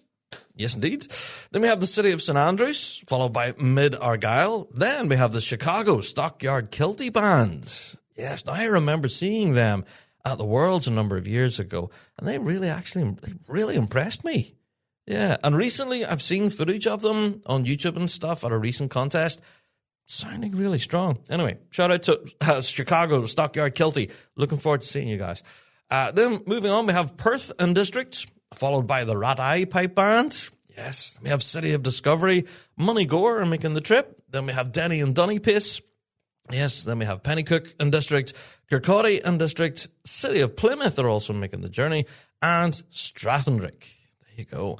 That's your Grade 4A. Now, as I've said, that starts at 2 o'clock in the afternoon and doesn't finish until about 10 past 4. So that's a long day for 4A. Yeah, so who am I looking forward to hearing? Don't know. Pretty much the entire grade, to be honest. Obviously, there's been some bands that we've shouted out this season. Let's talk about them. Of course, our major championship winners so far this season, winners of the British, were Moneygore. They're going to be in there. A band that's not going to be in there, that regrettably, is Cargill. Yeah, they were winners of the UK championships. I believe they also won the All-Irelands as well. So Cargill playing a good tune this year, but yeah, not entered for the Scottish, unfortunately. Yeah. European Championship winners then are the City of St Andrews, and they're also going to be in the mix there, of course, as well. Other bands, the particular highlights for me that I'm looking forward to seeing is the Rat Eye Pipe Band. Yes. Also, Grancha played a great tune at the Antrim and Newton Abbey Championships this past weekend. Really enjoyed the performance from Grancha. And also, well, come on. I have a real soft spot for this band. They were my first ever pipe band when I was a youngster. The Queen Elizabeth Pipe Band in the circle there. Go on, the Queen Lizzie. Good stuff. Obviously, Moneygore that we've mentioned, other major championship winners, of course. The City of St Andrews. Come on. That's so many good bands, and there's Pennycook as well. Strathendrick, Denny. Come on. Right. All of these bands, we do have recordings of them. Okay. The only one we don't have in the Rab Show YouTube channel is the Chicago band. We don't have that on our YouTube channel, but we have been able to find it on other sources. But yes, go and check out the recordings here from 4A. What am I talking about? From grade 4A. Go and check them out, and then do your best to be your own armchair judge here, folks, because it's anyone's guess. I think that's one of the stories for this season. You know, as much as we try to do predictions and stuff at all grades, I think it's nigh on impossible this year. Yeah, so I'm wishing everyone on the Rab Show team that do our prediction pod each year, I'm wishing them the best of luck. But yeah, as to who I think is going to lift the Scottish from 4A, I don't know. There will be some usual suspects, obviously. We'll be keeping an eye on Moneygore and the City of St Andrews, obviously. But there are always those dark horses in there, like the Rat-Eye Pipe Band, Grantia, Kinross District, Strathendrick. Come on. That Chicago Stockyard Kilty. Yeah, they sounded brilliant on that recording. This is going to be such a challenging grade. Good luck to everyone. If I haven't mentioned you by name, that's by no means omission.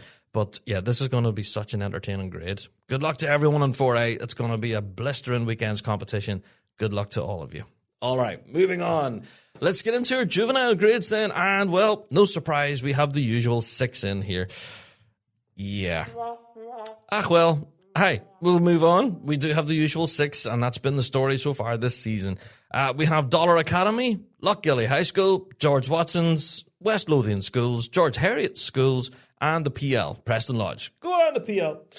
All right, so that's your usual 6 in there. As to who am I predicting or anything like that, not a clue. But obviously there's going to be one band that's top of everyone's watch list, and that will be George Watson's. Yeah, because so far this season they've lifted all 3. As far as I'm aware, I've done my research, and it could be stuff that Rab got wrong. Yeah, but George Watson's will definitely be on everyone's watch list, along with Dollar Academy, Lochgilly, the PL, George Heriot's. Come on, that grade in the juvenile section is kind of ridiculous. If you haven't listened to the juveniles, we've been saying this for years, but these kids can absolutely play out of their skin. They're insanely good. So go and watch it. It's a pretty short grade, actually. It starts at 11:40, finishes at 12:20, so you'll not be standing too long. But 6 absolutely blistering performances are promised there in the juvenile grade. So good luck to everyone, and have a good tune. Moving on, let's get into grade 3B. Now, disappointingly again with 3B, we just have a straight final here. Yeah, we've no groups, there's no qualifying, there's nothing like that, so yeah, we're not getting an added extra excitement as what we were with grade 4B. Yeah, grade 3B, let's get into the final then, shall we? Kicking things off at 1:45 in the afternoon, Troon Caledonia Pipe Band. Yes, followed by the Vale of Athol. Yes, their 3B band. Lower Clyde Pipes and Drums are next. Then we have Camlawn District, William Woods, the Royal Army of Oman, their 3B band. Yes. Then we have Stockbridge, Coulter District, Binbrook Lightnings, Govan, Rothsay District, Wollaston District, East Ayrshire Caledonia Pipe Band, the City of Manchester are making the trip. Brilliant. Then we have Fraserburgh, RBL, Kilbarchan, and Mulgai. Now, you're going to ask me, all right, who are you going to predict in 3B? Right. This is kind of the story here. I haven't been able to make predictions yet in any grade. And 3B and 3A in particular are just nuts right now. I don't know what's going on in 3A. Anyway, let's talk about the winners so far this season in grade 3B. Winners of the British were Govan. Yeah. The UK champions were Drumloch. And European champions were Troon Caledonia. Yeah. So Troon Caledonia actually opened the grade on the day. And for those of you who believe that your draw time might affect your results, well, is that a difficult draw, opening the grade, or is it a perfect draw to open the grade? I don't know. That's arguable. I know people have said this to me in the past, that whenever you're looking at the draw, ideally you want to be middle of the pack rather than first or last. You don't want to be opening or you don't want to be closing the grade. That's been the kind of, well, the general wish list of pipe bands whenever it comes to looking at the draw. But I honestly don't know if that plays a huge part of it, to be honest. That's just me. Hey, if you go in there and play a thumping good tune and you're drawn first, well, hey, you've just set the bar for everyone else to try and jump over, haven't you? Or if you step in and you're drawn last in the grade, 17th to finish things off for the day, well, if you go in there and thump out a tune and leave such a lasting impression on the judges that they simply can't ignore you, well, yeah, that's how you do it right there. That's how you lift it, don't you? So, with all of these 17 bands in the circle, obviously we'll be keeping an eye out on our existing major championship winners, with Troon, obviously, and Govan as well. They're in the mix there for sure, but there are other bands in here that are definitely going to be worth their salt, and I have been really enjoying so far. A bit of an X factor, I think, is the Royal Army of Oman. Now, we've heard them a few times now in a few different recordings and things online. I'm very keen to see what they're going to bring to the Scottish Championships. Musically, I've been very impressed. Big tone, really well controlled. Nice tempos and stuff. Just really enjoyed the stuff from the Oman guys. It's been really good.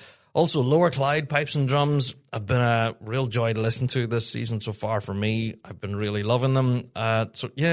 Also real dead happy to see the city of Manchester making the trip. So looking forward to seeing them too. Yeah. Shout out to Kilbarkin, of course, as well, and Fraserburgh as well. Come on. So many good bands again. I know people are going to say, Rob, get off the fence, lad. But yeah, another really entertaining grade with quite a few bands in there to watch. Just don't know how 3B is going to pan out, but it's going to be entertaining. All right, speaking of entertaining, by the way, grade 3A. Oh! Yeah, grade 3A is a straight final. We don't have any qualifying groups here for 3A. Now, does that throw the cat amongst the pigeons? Because so far this season, this grade has been absolutely dominated by one band in the conversation. Yeah. Whenever you're looking across all of the winners from the previous three majors, well, there's only one name that's come out on top so far, and that's Burnt Island and District. Yeah, they've lifted the British, UKs, and Euros, and, of course, they're going to be in the mix here this weekend. You can pretty much put your money on it. Burnt Island and District have been a real force to be reckoned with. However, I don't think they're going to get it all their own way this weekend because there's so many other bands in here that are absolutely nipping at their heels. I'm going to name some names here. All right, we're going to get into it. All right, grade 3A kicks off at 20 to 4 in the afternoon. Yeah, this grade carries on until nearly 6 p.m. Yeah. Anyway, let's fly on. Let's get into it. Yeah, we'll talk about the timings. Kicking things off in the late evening, we have the Matt Boyd Memorial. Then we have McNeilstown also making the trip. Yeah. Then we have the City of Discovery, the City of Inverness are there. Yes. The Pitlockery and Blair Athol Pipe Band. Yes. Then we have Livingston, Caledonia. Go on, the Levy. Yes. Then we have Arbroath, followed by Dunbar, RBL. The Major Sinclair are making the trip. Yeah. Then we have City of Newcastle, followed by City of London. Yes, both cracking good bands there. We have Methil and District, Burnt Island and District that I just mentioned. Then Macanta. Yes. What a name for a band. Love that. Macanta. Then we have Elgin and District, followed by Scottish Borders, City of Stirling Pipe Band, and then the Uddy, Uddingston Strathclyde. That's your 3A. Now, do I even need to tell you of the other names that we'll be keeping an eye on here in 3A? There's a lot. There's a lot. Of course, Macanta has to be another band in the conversation in this grade. Come on. They have played some tunes this year that have just been blistering. We have played some of the recordings, actually, out on the radio and stuff, and man, so good. So good. Also, that medley selection from Livingston, Caledonia is quite a favourite on the Rab Show. We've been playing that quite a lot as well. Shout out to the Livingston. Such a great band. And obviously with having Ali Hutton at the helm, you can tell that there's those modern piping influences in their musical voice, I guess. If you haven't heard that medley selection yet, go listen to it. Trust me, it's a real cracker. But that's not to be outdone by other bands in that grade that aren't pushing the envelope. I have to particularly mention the medley selection from the Major Sinclair. Go on, the Sinclair. Yeah, what Nigel and the folks there are doing at Major Sinclair is just something special. But also, of course, the Matt Boyd Memorial and what they're doing with their back line and their ensemble work. Man. And McNeilstown as well, recently, but the County Antrim, the Antrim and Newton Abbey Championship, sorry. Yeah, such a stellar performance, particularly from their drum corps. Really, really good. There's a lot of great bands in here. Of course, we have to give a shout out to the Uddy. Go on, Uddy! Uddingston Strathclyde, of course, going to be in the mix there. I love their opening tune.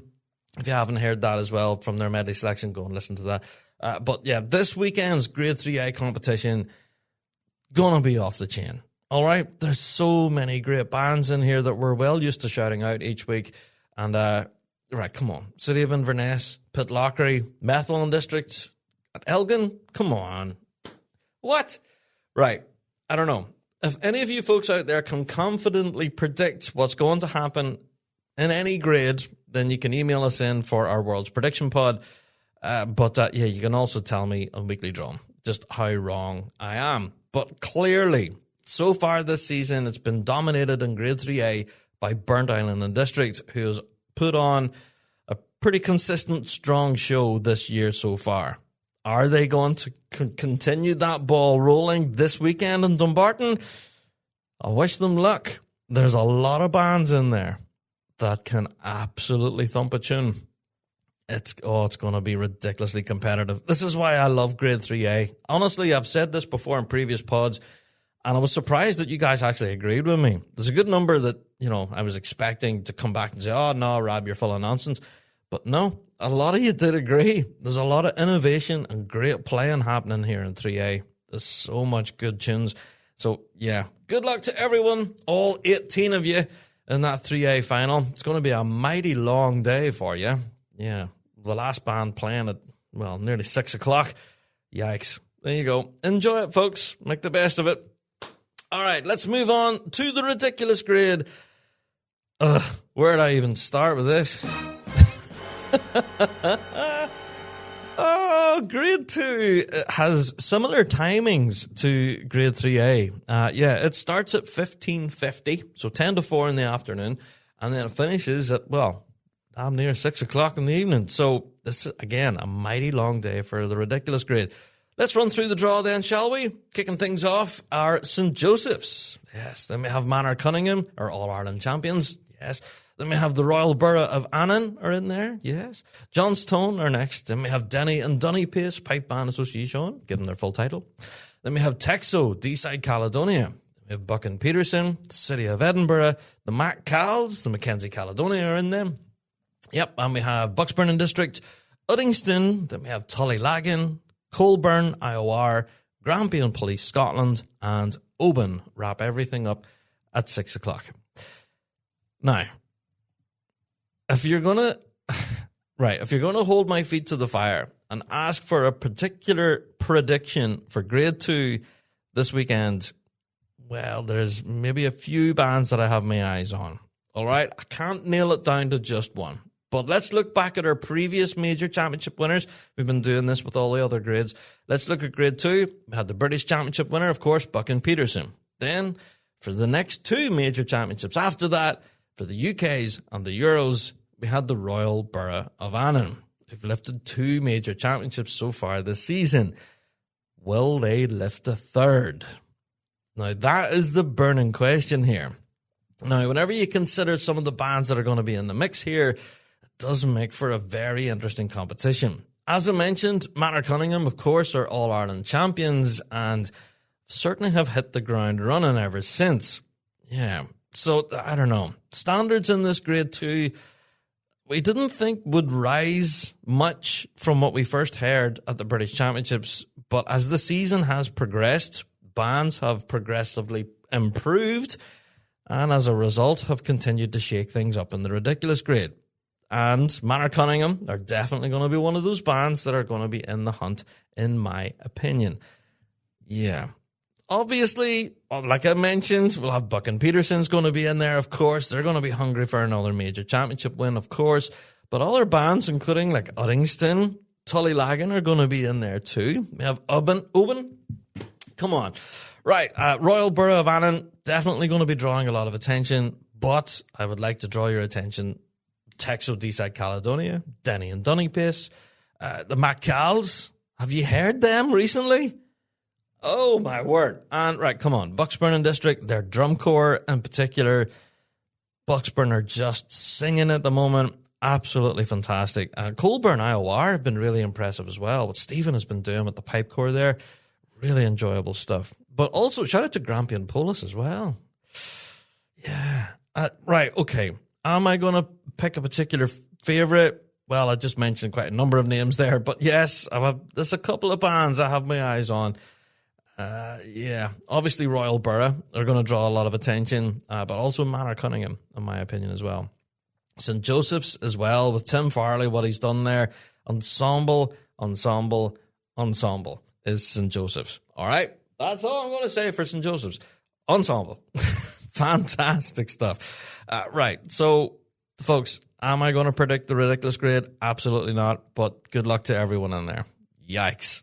All 15 of you, that's going to be a ridiculous competition. All right, moving on to the top flight then, and we have our usual 9. No big surprises in here then, so let's run through the draw. Kicking things off for the MSR final, and I think for the medley final, the results are, well, the draw is the same, yeah. So we have Police Scotland Fife, Shots and Dykehead Caledonia, Inverary, St. Lawrence O'Toole, Scottish Power, Field Marshal, Ravara, People's Ford, Boghall and Bathgate Caledonia, then Police Scotland and Federation. Now, how do I see this one going? What? Right, if any of yous can predict accurately what's going to happen in grade 1, or if you're shouting at your podcast player right now going, come on, Rab, you're full of nonsense, of course you know who's going to win. You, my friend, are an absolute clairvoyant, because I cannot tell the future. And any one of these bands in grade 1 could step in and win it. Now, right, let's look back, of course. We all know who won the majors at this point for the top flight. The British Championships went to Shots at the start of the year. It was a heck of a way to start the season. And then the next 2 major championships after that, the UK's and the Euros, both went the direction of the Field Marshal Montgomery. Yes. Now, as I've said, this grade 1 circle, this weekend in particular, it's going to be a very interesting dynamic, because it's not a matter of just stepping in there and playing a medley and walking out. No. This time round, it's a combination of both MSR and medley. You'll have to go in and play twice. In a way, I'm going to suggest something. In a way, this is kind of similar to what happened at the All-Ireland Championships, and that's what makes that contest so great. Yeah. Bands at the All-Irelands have to walk in there, thump out an MSR, and then do it all again and play their medley. And as we can see, what happened at the All-Ireland Championships, well, St. Lawrence O'Toole came out on top, and convincingly so also. Yeah. They had such a stellar performance at both MSR and medley. They lifted the lot, and quite a convincing win from St. Lawrence. So, will they be a powerhouse this upcoming weekend? Out of all of those 9 bands, that's going to be a difficult task, but possible. Yeah. Bands, obviously, that we've mentioned, Shots, of course, are going to be hungry for another major, obviously, after their blistering start to the season. Yeah, where are they going to settle in the pecking order here? I think every band that's going to be stepping into this circle will have a story here. Yeah. Now, we could sit and talk about each band at length and talk about the reasons why and wherefore and why they should possibly win this weekend. Inverary District, of course, are defending world champions. Always going to be in the conversation, no matter what way you look at it. Yeah, they are such a successful band for a good reason. And they've had a pretty reasonable season so far. Yeah. Inverary District never to be counted out. Bands that I would love to see kind of, I don't know, in the mix there in that top 3 bracket. Obviously a band that I'm paying close attention to, Boghall. What they've been doing drumming-wise, come on. You know, I'm a massive fan of Karen McQuillan's drum corps, and this season in particular, similar to St. Joseph's, ensemble. Yeah, Boghall have been really thumping out the fireworks as well. It's been really enjoyable stuff. shout out to Ravara as well, actually. I was really suitably impressed with their performances at the All-Irelands and our previous majors this season. I think Ravara have come on leaps and bounds. Yeah, definitely stepping into that Grade 1 circle with confidence and thumping out some big tunes to make judges sit up a little and go, oh, what's this? Yeah, so I don't know. That medley selection from Fife Police, honestly, is on heavy rotation on Fuse. I think it's such a crowd favourite. So, yeah, they're a band that are definitely cooking at the moment. And I don't know where they're going to fall down in the pecking order here. Are they going to be top 6, top 3, top 1? Who knows? Yeah. Obviously, the bands that we know are going to be in the conversation, all 9 of these bands can absolutely step up and win this because of that X factor of it being the combination of the MSR result and the medley result. That's kind of the spanner in the works here. For anyone out there trying to predict things that maybe aren't clairvoyant, yeah, that's going to be the additional little, oh, hold on, maybe it isn't just as straightforward as you might think. Because MSR will rule the roost. Bands have won major championships in the past on MSR preference. And will we see that happen this weekend? I don't know. I'm just going to float that one out there. But the MSR could be the decider here. That's just my opinion. I don't know. It's not a prediction by any means, but that's just my thoughts. Anyway, right. So to everyone in that top flight, every band has a story. So far this season, we've had 3 majors, but we've had 2 major title winners. Shots and Field Marshal obviously going to be in the conversation, and everyone's going to be watching them. But my advice is to watch all 9. It's going to be so good. Yeah. Now, of course, to wrap up all of our feelings about the Scottish Championships this weekend, obviously let's talk about the venue. The venue there at Dumbarton, honestly, has been a real fan favourite for years. You know, that venue there, that they have the fairground and everything for the kiddies and stuff, there's a lot of family-friendly stuff happening there. And the transport links and parking and all of that kind of stuff, I haven't had pretty much any complaints over the years. I've been told that getting to and from the venue's been quite easy. Lots of hotels and stuff in the area, etc. I know a lot of bands are actually planning on doing the Scottish Championships this weekend on the day trip, which is a challenge, especially when you look at the times.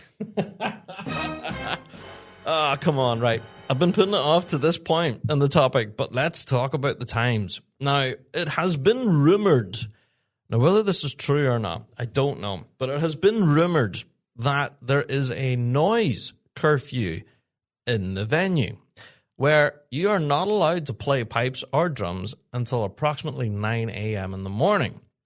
That is the reason why all grades, you know, from 4B upwards, all of them are kicking off after 10 a.m. in the morning. Now, is this stuff that Rab got wrong? I don't know, but that's what the rumours are. But yeah, and I'm not living in the Dumbartonshire area. I don't know if the council has like a noise curfew on that venue. But if they did have a noise curfew, then it kind of raises the question, then why host a pipe band competition when you know that your pipe bands are going to want to tune up and compete? And they're noisy. They're loud. Anyway, it baffles me. But there you go. If that is the reason, hey, that is the purpose now that we have a competition that starts at 10 a.m. in the morning and runs all the way through to 6 p.m. Now, we know at 6 p.m. our compilers are going to need time to get all of those crit sheets together and to accurately ensure that the results are correct before they are announced in the park. Now, this could potentially mean that we're going to be standing there in Dumbarton until possibly 7:30, 8 p.m. at night by the time the results are actually read out and bands are parading off the grass. They could potentially be parading off as champions under floodlights, and we all know what that is like in the world, don't we? Yeah, so it's going to be a mighty, mighty long day for all of our competitors. Drum majors, bands, all of you are going to be in for a pretty long slog at this one. Now, that timing element is also a factor when it comes to bands from Northern Ireland who are potentially wanting to do it on the day trip, because there is a certain time when all bands from Northern Ireland need to jump on their bus and head back down the road to be there on time to catch their last ferry home. Now, there has been previous Dumbarton competitions where Northern Ireland bands have left it too late and they've actually missed their boat home. And as a result, a lot of them were kind of just stuck in Scotland for a night. A lot of them actually slept on their coach. Yeah, now I'm not going to name the bands involved in the bands, plural. There was a number of them that were just stuck at the ferry terminal and couldn't go anywhere because the competition ran on. And, well, we now also have this interesting development where RSPBA headquarters have been emailing band secretaries and reminding them all of the rules when it comes to march pasts, and reminding bands that they should not be dismissing ahead of the formal dismissal order. Otherwise, you could risk getting a possible fine. Yeah, so if you do happen to leave the march past, or your band does break ranks without the order being given, well, that's a potential fine. And these fines are quite hefty as well. They range anything from 200 to 250 and possibly even more than that if it is our second or third infringement. So, yeah, we do believe that there is some flexibility, though. There is a little bit of negotiation that you can do with headquarters to say, hey, look, we need to go. We have a ferry to catch. And if you're going to keep us here for this march past, then we're not going to get home. So I do believe there is that little bit of flexibility there. Don't know quite how that's going to work, but I guess we'll have to wait and see on that front. But anyway, this weekend is going to be a mighty long one, but it's going to be an incredibly competitive one. I have no doubt. And there's going to be so many stories to tell as a result of this major championship. That's what makes this one so exciting.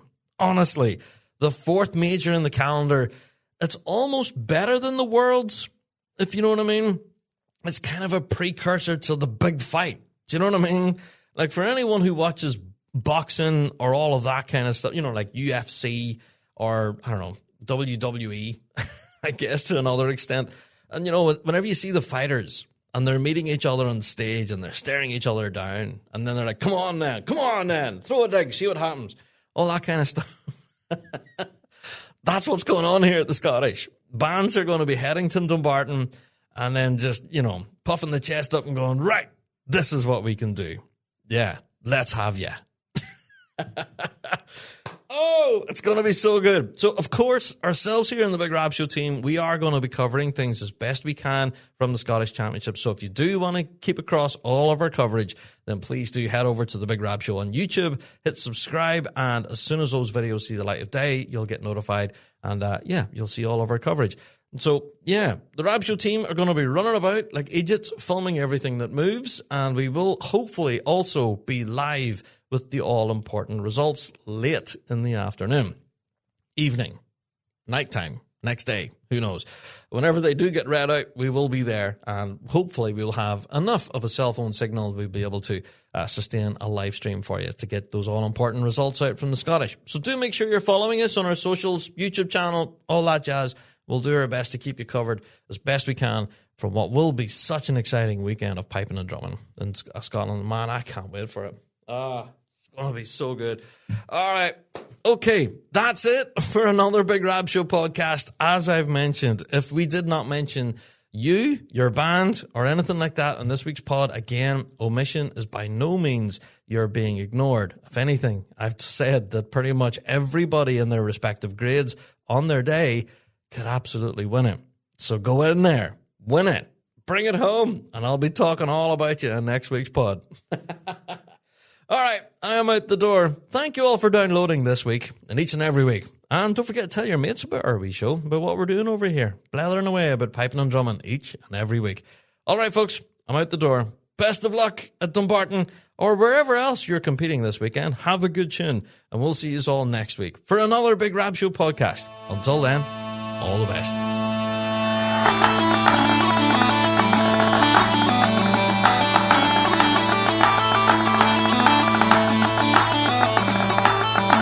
Well, that's it for another Big Rab Show podcast. Thanks so much for downloading this week, and a special thank you to our sponsor, G1 Reeds. Played by bands around the world, they are the champion's choice. Check out g1reeds.com for all of your piping needs. Don't forget to check out thebigrabshow.com to be kept up to date with all of the latest news and views from around the piping world. And also, check us out on Patreon. For $5 a month, you can get your hands on tons of extra piping goodness and be a part of the Patreon faithful.